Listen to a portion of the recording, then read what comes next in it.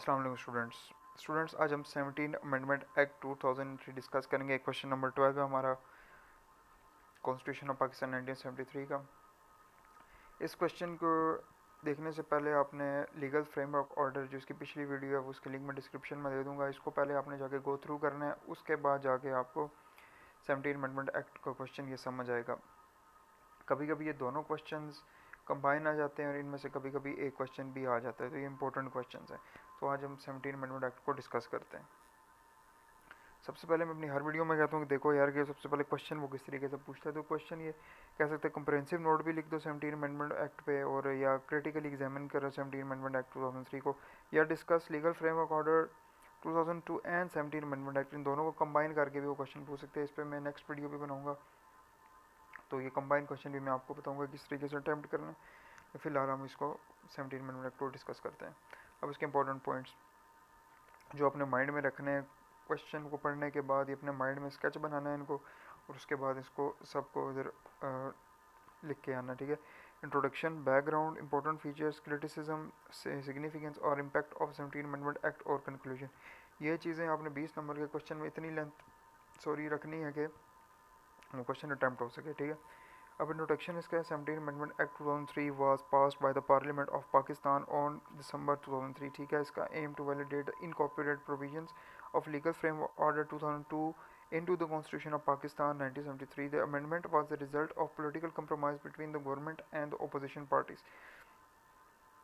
ठीक है, ये लीगल फ्रेमवर्क ऑर्डर जो 17 अमेंडमेंट एक्ट में जिसके मैनी प्रोविजंस ऐड कर दिए गए, ये result of political compromise between government और जो अपोजिशन पार्टीज थी, उसके बाद ये जाके 17 अमेंडमेंट एक्ट में ये इसके कुछ मैनी प्रोविजंस ऐड कर दिए गए। It restored certain democratic provisions while retaining significant powers for the president.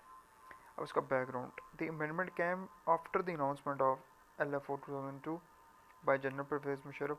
ये अमेंडमेंट जब LFO इंट्रोड्यूस होने के बाद विद इन 1 ईयर ये अमेंडमेंट की गई बाय हु, ये जब LFO 2002 by general Pervez Musharraf को वो उन्होंने इंट्रोड्यूस कराया, who had taken the over as president following through the 1999 military coup. The LFO led the tensions between the president and the parliament after 2002 elections, ठीक है। उसके बाद political party civil society demand की कि the constitution amendment की जाए made through वो should be approved by the parliament में।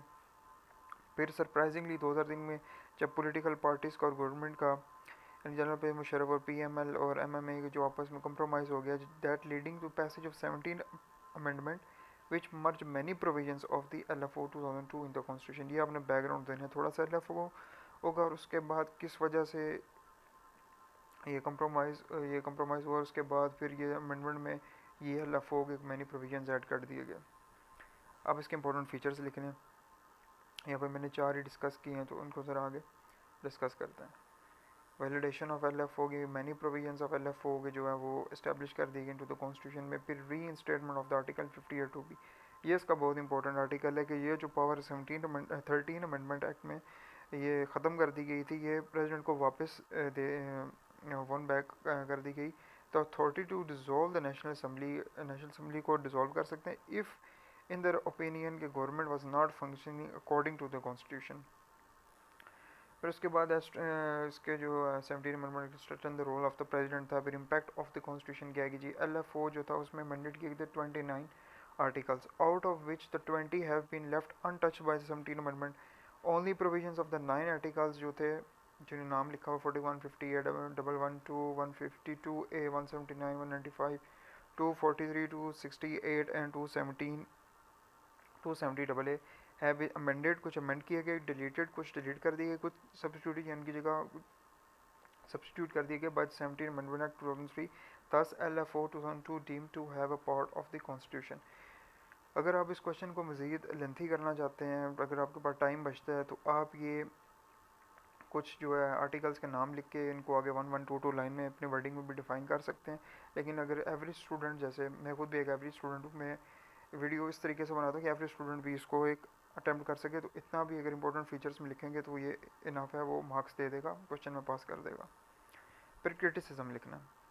अब क्रिटिसिज्म एक ही है कि यार कि जो आर्टिकल 50(2)B की जो पावर्स मिल गई हैं प्रेसिडेंट को, that amendment weakening the supremacy of the parliament, ये उनका क्रिटिसिज्म था, लेकिन उसके बाद आपस में कॉम्प्रोमाइज़ हो गया पार्टीज़ का, गवर्नमेंट का, और उसके बाद 17 अमेंडमेंट एक्ट में ये जो ऐड कर दिया गया LFO के मैनी प्रोविजंस.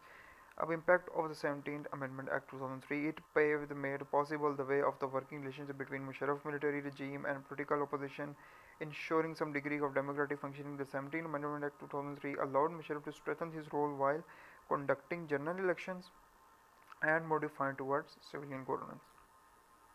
अब इसका कंक्लूजन देना है. Simple the conclusion to conclude that the 17th Amendment Act 2003 marked a critical phase in Pakistan constitution history by balancing the military control and civilian democracy. The amendment had hold impact for the governance with debates continuing over the balancing powers between the president and the parliament. तो इस तरीके से आपने ये question आपने attempt करना है. जितना इसको कम्प्रहेंसिव इसी करके मैं बना सका, मैंने इसको कोशिश की बनाने की. ओके, तो इसके बाद अब इन दोनों को कंबाइन क्वेश्चन की मैं वीडियो बनाऊंगा कि अगर ये दोनों कंबाइन क्वेश्चन आ जाए तो उसको पेपर में किस तरीके से अटैम्प्ट करना. Okay, best of luck students. Video को सब्सक्राइब कर दो, क्योंकि यूट्यूब पे यार बहुत मेहनत लगती है, बहुत टाइम लगता है. कि जो कॉन्स्टिट्यूशन वाली बुक पे है इस पर तो बहुत ही मेहनत की जाती है, क्योंकि इस पर आपको एक्यूरेट इन्फॉर्मेशन देनी पड़ती है. Okay, best of luck students. अल्लाह हाफिज़.